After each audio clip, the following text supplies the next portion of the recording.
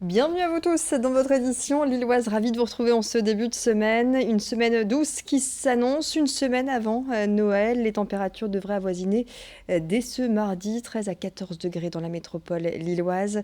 Les prévisions météo plus complètes juste après cette édition. Mais pour l'heure, info pratique avec les prévisions du côté des transports en commun justement pour ce mardi 17 décembre. Prévoyez concernant les métros, sachez que les deux lignes circuleront normalement. Sur les tramways, comptez un tram toutes les 10 minutes sur le tronc commun et toutes les 20 minutes vers Roubaix et Tourcoing. Notez surtout de fortes perturbations sur les lignes de bus. N'hésitez pas à vous renseigner donc concernant ces perturbations sur le réseau Ilévia à l'occasion de cette nouvelle journée de mobilisation nationale contre la réforme des retraites. L'actualité politique à Lille avec Violette Spilbout, la candidate La République En Marche au municipal 2020, qui a annoncé ce matin la deuxième mesure de son programme intitulé Faire respirer Lille. C'est la création d'une promenade piétonne continue de 5 km et d'un nouveau secteur piétonnier dans le centre-ville de Lille. Le but, dynamiser le commerce et le tourisme dans la capitale des Flandres tout en améliorant la qualité de vie des promeneurs, cyclistes et riverains. La promenade continue de 5 km est prévue pour relier les deux poumons verts de Lille, Saint-Sauveur et la Citadelle jusqu'au port de Lille avec un sentier pour piétons, un double sens de pistes cyclables et une voie pour les voitures accessibles à certains véhicules comme les taxis ou encore les navettes de bus. Le nouveau secteur piétonnier, quant à lui, s'étendra du parvis Saint-Maurice au quai du Vau en passant par le peuple belge. Parallèlement, Violette Spilbout entend développer 3 nouveaux parkings à la Porte des Postes, au port de Lille et au nord de Lille, avec accès au métro et navettes vers le cœur de ville. Et le nombre de vélos-taxis passerait de 15 à 100 avec renforcement des zones de dépose et la création de 2 nouvelles lignes de tramway. Explication. Nous avons regardé ce qui se passe aujourd'hui à Montpellier, à Strasbourg, à Lyon, qui ont des cœurs de ville commerçants qui se développent grâce à la piétonisation. Nous sommes convaincus que c'est une vision qui va apporter une nouvelle dimension à notre ville. Après, il y a un sujet de méthode. Nous commencerons d'abord par proposer 3000 places de parking silo complémentaires qui permettront gratuitement d'arriver au cœur de ville. Je crois que ça, c'est vraiment la priorité.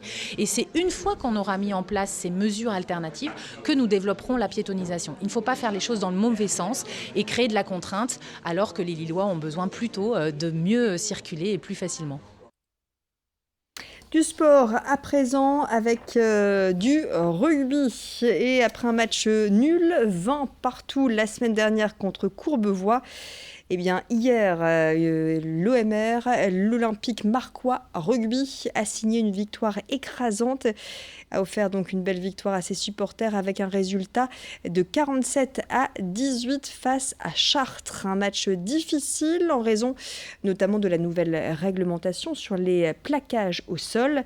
L'arbitre a dû siffler plusieurs fois. Place maintenant à la trêve hivernale avant de reprendre les matchs en janvier. Précision recueillie par Lolita Perron. Bien, on est content parce on sort d'un match nul à Courbevoie la semaine dernière. Et là on avait à cœur de bien terminer l'année 2019 chez nous. C'est chose faite, non, non sans difficulté. Parce que le score est quand même flatteur parce que cette équipe de Chartres nous a donné beaucoup de fil à retordre. Donc voilà, on est satisfait du résultat, d'avoir pris un bonus offensif sur ce match. Et après, comme à l'issue de chaque match, on a quand même pas mal de choses encore à régler, à peaufiner. Mais dans l'ensemble, très très satisfait de terminer cette année avec une victoire et un bonus offensif. Garage, c'est le nom de la nouvelle vie du garage Peugeot situé, souvenez-vous, vous le connaissez forcément, rue Carnot depuis des années à Lille. Un bâtiment créé il y a maintenant plus de 100 ans et qui a pour objectif désormais de devenir un moteur économique mais aussi de commerce et d'innovation sur près de 4000 mètres carrés. Ici, l'ancien se mêle au neuf puisque des vestiges du garage Peugeot sont restés, comme la rampe de voiture ou encore de vieux pylônes en béton, toujours en état. Et si à l'étage, l'entreprise de communication Netco Group a pu s'installer, eh bien, le rez-de-chaussée et le sous-sol sont toujours en travaux. Ils ouvriront leurs portes au premier semestre 2020. Un rez-de-chaussée où l'espace sera 100% modulable en fonction des besoins et où l'on retrouvera des bureaux, des ateliers, mais aussi une partie food et un magasin ouvert au grand public. Un projet qui devrait créer une centaine d'emplois. Explications recueillies sur place par Vincent Vieillard. Garage, c'est un projet complètement innovant au cœur de Lille qui part de la transformation et de la réhabilitation d'un vieux bâtiment, d'un vieux monument qui est un garage Peugeot qui a été créé il y a près de 100 ans et qu'on a décidé de faire entrer dans son air du temps, dans la modernité, en faisant un lieu qui soit un moteur économique d'un nouveau genre, un siège de société aussi de nouvelle génération, et puis un lieu de commerce et d'innovation complètement inédit, bien évidemment à Lille, mais au-delà de Lille, même en France. Allez, c'est la période, on parle beaucoup de jouets en ce moment et parlons à présent de jouets à réparer avec l'entreprise roubaisienne d'imprimante 3D Dagoma qui vient de lancer son projet Toy Rescue. L'objectif est de donner une seconde vie à vos jouets cassés. Sur la base de la technologie des imprimantes 3D, Dagoma réalise une centaine de modèles de pièces de jouets les plus célèbres et les plus souvent cassés comme le bras d'une Barbie ou encore le cockpit du vaisseau Star Wars et ces pièces sont disponibles sur son site. Si ces pièces n'existaient pas, eh bien, elles peuvent être créées à la demande. Dagoma entend ainsi étoffer son offre avec la création donc de nouvelles pièces. Écoutez ces explications venant d'un des responsables de l'entreprise roubaisienne. L'idée, c'est d'arrêter de jeter. Et en effet, alors, petite note intéressante et importante, nous, on imprime avec du PLA, qui est un plastique à base d'amidon de maïs. Donc c'est du bioplastique. Donc c'est un plastique qui va se transformer dans la terre et qui ne va pas gêner.